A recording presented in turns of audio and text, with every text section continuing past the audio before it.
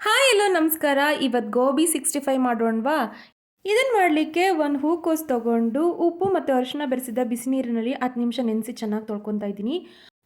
ಆನಂತರ ಸ್ವಲ್ಪ ಅರಿಶಿನ, ಖಾರಕ್ಕೆ ತಕ್ಕ ಹಾಗೆ ಅಚ್ಚ ಪುಡಿ, 1 ಸ್ಪೂನಷ್ಟು ಧನಿಯಾ ಪುಡಿ, 1 ಸ್ಪೂನಷ್ಟು ಗರಂ ಮಸಾಲ ಪುಡಿ, ಹಾಗೆ 2 ಸ್ಪೂನ್ ಅಕ್ಕಿ ಹಿಟ್ಟು, ಒಂದು ಚಿಕ್ಕ ಬಟ್ಲಲ್ಲಿ ಕಾರ್ನ್ಫ್ಲೋರು, 1/4 ಚಿಕ್ಕ ಬಟ್ಲು ಮೈದಾ ಹಿಟ್ಟನ್ನು ಸೇರಿಸ್ಕೊಂಡು, ಒಂದು 5-6 ಸ್ಪೂನು ಮೊಸರು ಸೇರಿಸಿ, ಒಂದು 1/4 ಹೋಳು ನಿಂಬೆಹಣ್ಣು ಸೇರಿಸಿ ಚೆನ್ನಾಗಿ ಕಲಿಸ್ಕೊತಾ ಇದ್ದೀನಿ. ಇದಕ್ಕೆ ಶುಂಠಿ ಬೆಳ್ಳುಳ್ಳಿ ಪೇಸ್ಟ್ ಸೇರಿಸ್ಕೊಂಡಿರೋದು ತೋರಿಸೋದು ಸ್ಕಿಪ್ ಆಗಿದೆ.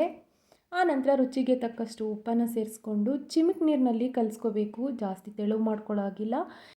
ನಾವು ಹಾಕಿರೋ ಸಾಮಗ್ರಿಗಳ ಮಿಶ್ರಣ ಆ ಹೂಕೋಸಿಗೆ ಚೆನ್ನಾಗಿ ಮೆತ್ಕೋಬೇಕು. ಈ ಥರ ನೋಡಿ ಎಲ್ಲದು ಪರ್ಫೆಕ್ಟಾಗಿ ಮೆತ್ಕೋಬೇಕು. ಆನಂತರ ಬಿಸಿಯಾದ ಎಣ್ಣೆಲಿ ಹಾಕ್ಕೊಂಡು ಕರೆದುಕೊಂಡ್ರೆ ಆಯಿತು. ಮೀಡಿಯಮ್ ಉರಿಯಲ್ಲೇ ಮುಗೀತು. ಇಷ್ಟೇ ಇದ್ರ ಕೆಲಸ.